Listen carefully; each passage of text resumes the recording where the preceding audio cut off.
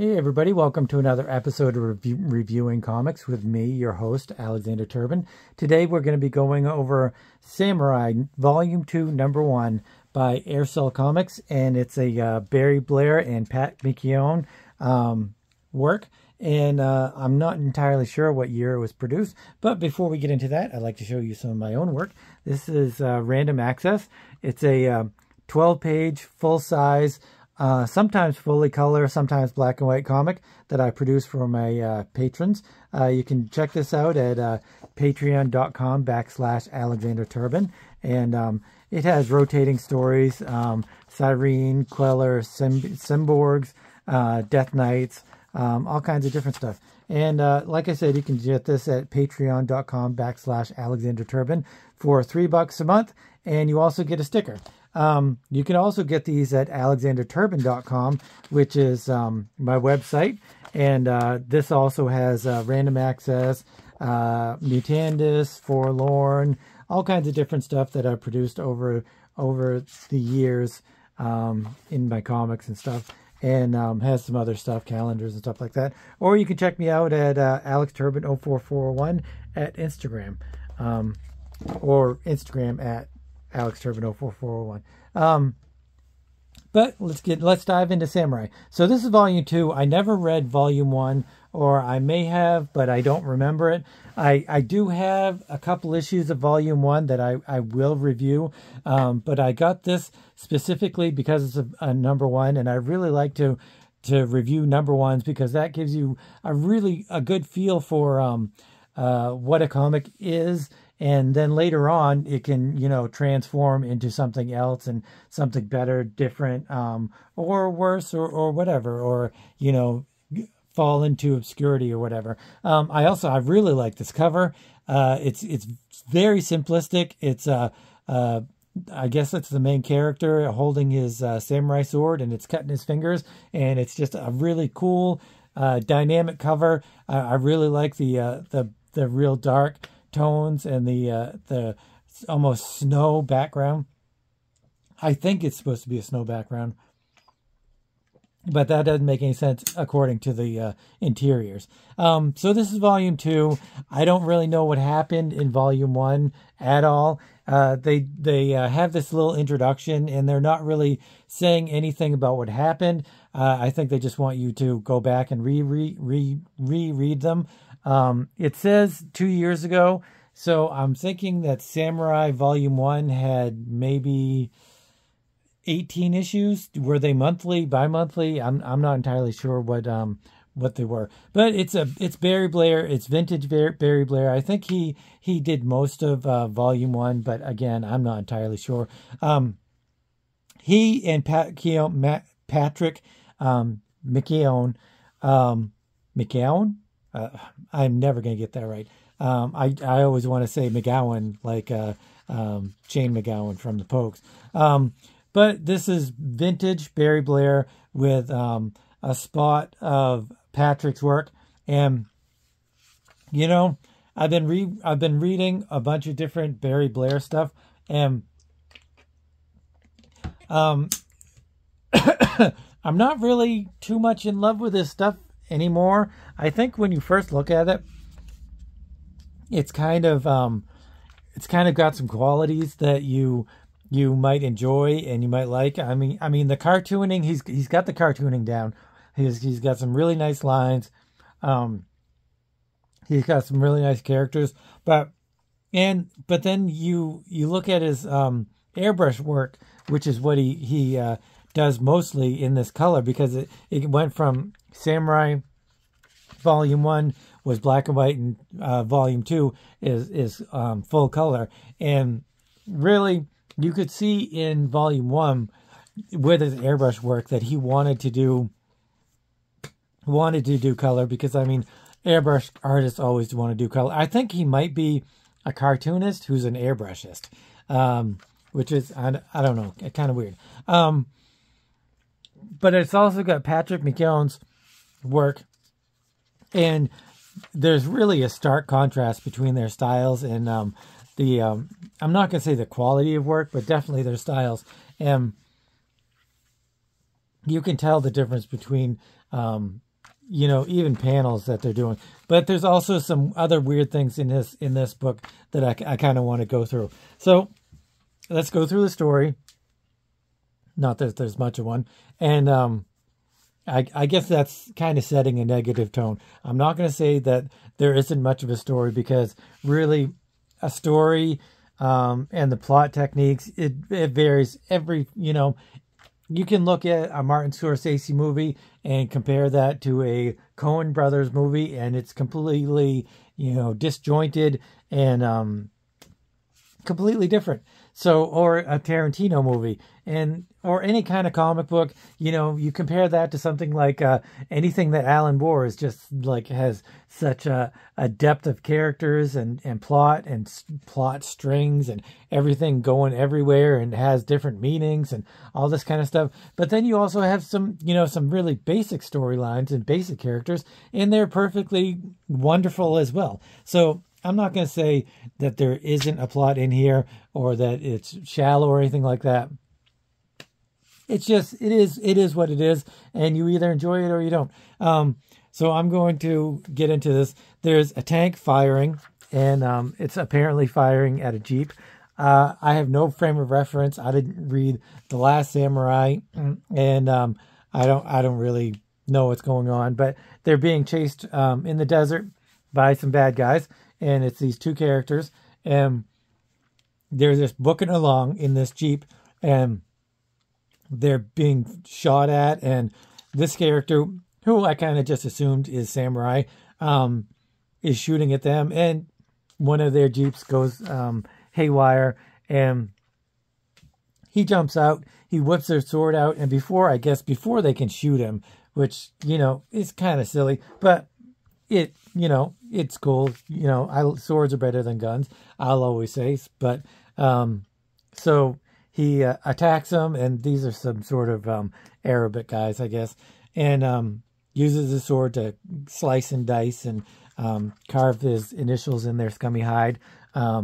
So, and then he says that was easy or whatever, and the guy that he was with took some bullets in the chest, so he kind of just ends it. He goes back to wherever he's from, and I guess Splinter Headquarters, Canada. Splinter Headquarters leads me to believe it's some sort of CIA covert black ops operation. I think that's what it is. And so Hitachi, that's his name. Come in, Hitachi. And you've got this very Cabal-esque kind of thing going on with the symbology and the spotlight. It's very James Bondish kind of supervillain, although apparently these are the good guys. So they're talking to Hitachi, and they're giving him a hard time for I guess his mission was to go in and rescue the guy that got shot, and they're disparaging him for letting the target die, and they're saying that he's too violent, and apparently he's a clone. So I've got to read Samurai Volume 1 and figure out who the original one is. Are there more clones? All this kind of stuff. I'm going to go into the art later, but you can definitely tell the stark difference between Patrick's work and Barry Blair's work. You've got this very cartoony kind of loose, rough character here, and then you've got this massive amount of detail. You've got different camera angles. This looks very Frank Millerish to me. I think that's fantastic. That looks straight out of Elektra Saga. So they're giving him a hard time. They say they're taking him off of active duty, and they do blend their art and their art styles pretty well. I mean, I feel like this is Barry Blair, and I feel like these are Patrick McKeown's. And I think this is McKeown, and I think these are McKeown, but I think this is Barry Blair. But I think this is Barry Blair, but I have no, you have no way of actually telling how they divvied up the art chores. I think this is all vintage cartoony Barry Blair. So it's kind of interesting how you have the dichotomy of the really cartoony characters here and the more I'm not going to say more realistic, but more intricate characters here, and the less exaggerated characters. So Hitachi goes out, and these must be other people that work for the Splinter. And I'm wondering, I don't know what year this came out, and I'm wondering if they took Splinter from Teenage Mutant Ninja Turtles. This might predate Turtles. I'm not entirely sure. I'll have to look that up because there's no date on this. So I'm thinking 89, 90 maybe. So Hitachi takes off, and I guess he goes back to where he lives. This is all Patrick McKeown. You can definitely tell there's no real cartoony or loose styles, and there's like I said, there's lots of different camera angles. Here's a nice worm eyes view, and here's a nice side scrolling layout kind of thing, and you've got this. I think this might be Barry Blair, but he's walking home apparently. Kind of just thinking about what they said to him, because they gave him a kind of a dressing down about his work and how he didn't succeed in his task. One of the things I really don't like in comics, I've played around with it, trying to maybe give it a good spin, but photography in comics, there's a photograph of Toronto maybe, and here's a photo of his house that he lives in, and it sticks out like a sore thumb. I really don't like it. It's such a contrasting thing. If they had copied it in black and white and then maybe added some of their own shadows and stuff like that and some of their own coloring, I might have been okay with that. But just to slap on a photo, they're either trying to be artistically creative, or they're kind of being slapdash, haphazard, kind of mailing it in. And I almost feel like that's the case with these here, because there's such little backgrounds. I think Barry Blair is kind of anemic to the backgrounds. He really doesn't have them a lot. He actually, I don't know about in his previous some of his other previous stuff. In Warlocks, I remember his backgrounds weren't all that fantastic. But I think that's the Achilles heel of a lot of artists, is that they just don't want to do the backgrounds. They don't maybe have the patience to learn perspective and stuff like that. I think Barry Blair could do it. A lot of people can do it and just don't want to. I'm included. I have a hard time with backgrounds. It's not so much the perspective and stuff like that. It's more like the exciting thing is the figures and the boring thing is the backgrounds. So, I mean, just like Dave Sim hired himself a whole different background artist, which really worked well for him. So he goes back to, I guess, where he's living, and there's these three kids, and they've hit him with a snowball, which, he's not very much of a ninja. He thought the houses were staring at him or following him or something like that, but it's really these kids following him and hitting him with a snowball. And if they had been ninjas trying to kill him, he'd be dead right now. So he's not much of a samurai in my book, as far as that's concerned anyway. So, and then he talks to, I'm not entirely sure who this character is, but later on in these panels, you learn that she owns a building that he's living in the attic or whatever, and they're kind of gaining a little bit of a relationship. I guess it used to be a bar, and she turned it into a ballet studio. I'm kind of wondering if Barry Blair either likes ballet a lot, or maybe he just had a thing for ballet. It's either way. It's a little unusual. But here's some more background stuff, and it's definitely Pat McKeown doing it, because you actually can see the backgrounds and stuff going on. You here is a little bit of background, but then you actually have this gradiated kind of airbrush stuff, and it's really kind of doesn't work for me. Barry Blair does all of this airbrushy stuff, and sometimes it hits and sometimes it doesn't. I really like this. This is very Matt Wagner, very reminiscent of Matt Wagner's feathering, which he does exclusively, almost exclusively in his first Grendel and his Mage, and I really love that. I think that's fantastic. I really think Pat McKeown's really awesome. Speaking of Grendel, Pat went on to do some Grendel War Child too.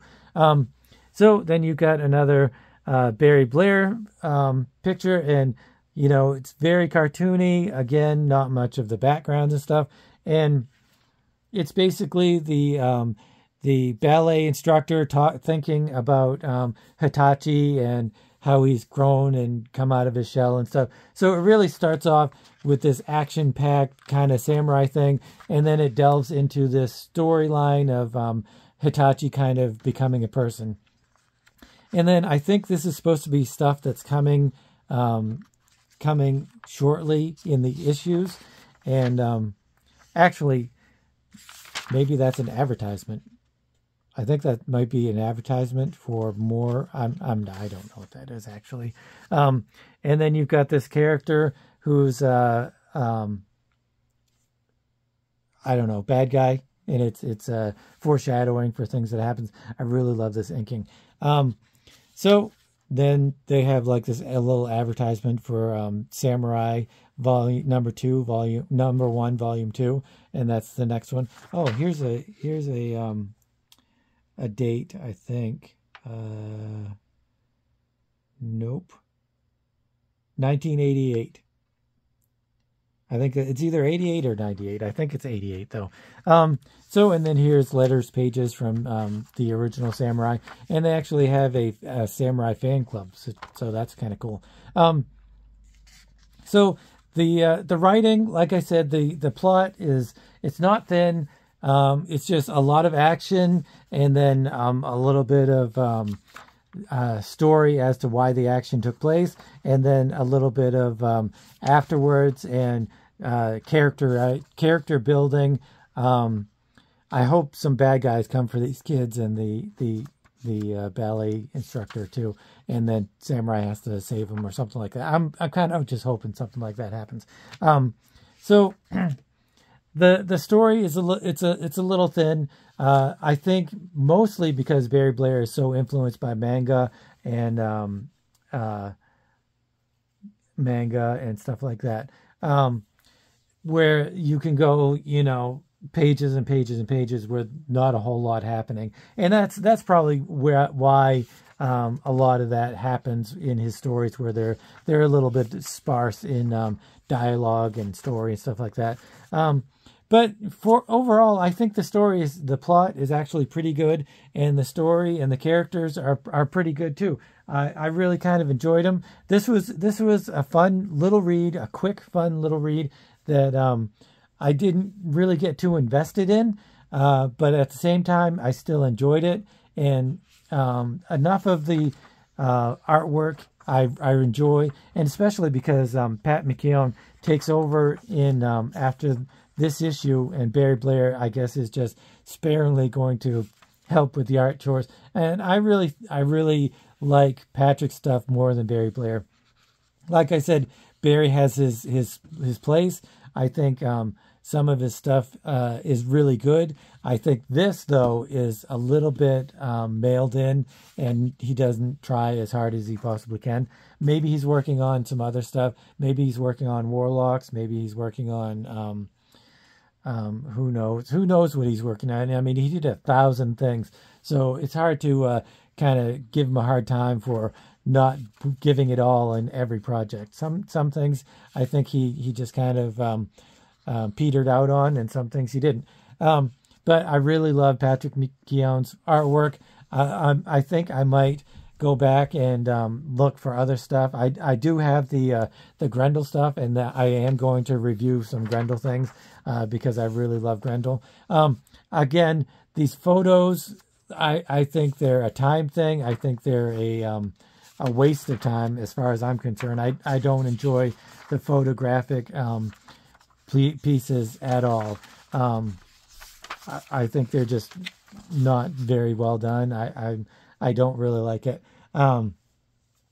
So let me know what you guys think about the photo stuff, and whether you think it's a cop-out, or whether you think it's being artistic and explorative, or whatever, experimental, or whether you think it's just them cheesing out. I'm going on the side of cheesing out. But yeah, so I like half of this book because of the art, because I'm really not into Barry Blair's kind of haphazardly kind of doing this. But the Patrick McKeown, I really love. I really love this panel. I really love some of the other panels. The Splinter guys, I think, are fantastic. And I think I will go try to find Samurai Volume 2 more issues, and because I really love this artwork and how long he goes on with Samurai or not. But I did enjoy the read. I did enjoy the art. I like the cover. I liked the story, even though I did feel it was a little bit basic.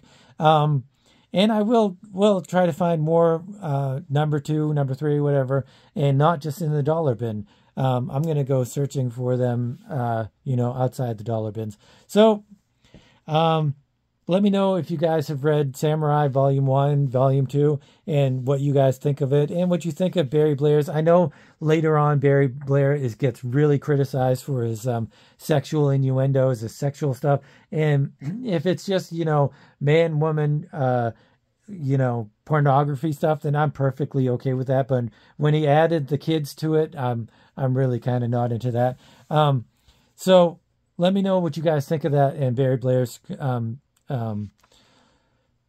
how he traversed his career, I guess, and what you think of Patrick McKeown too. I'm going to give this a 7. I think because of the photos, it turns me off really a lot, because I feel like Barry Blair just kind of didn't try as hard as he possibly could. That kind of knocks it off too. He's airbrushing, but it's really kind of simple, basic airbrush stuff. It's nothing. There's no kind of texture or anything like that. So it's really not as good as I think he possibly can do it. But at the same time, like I said, I did enjoy the read, and I did enjoy Patrick McKeown's art. So I'm going to give this a 7. I could have knocked it down a little bit more because of those photos, but I'm not going to nitpick too much, because it's Samurai, and I think there's a lot going for it. So I'm giving it a solid 7, and let me know what you guys think of the rating, and also what you guys think of Samurai. And if you have just come along the channel, I'd appreciate if you became a subscriber and hit the notification bell and gave me a thumbs up, if you enjoyed it anyway. And welcome to the party, I suppose. And I will talk to you guys next time, and thanks for watching.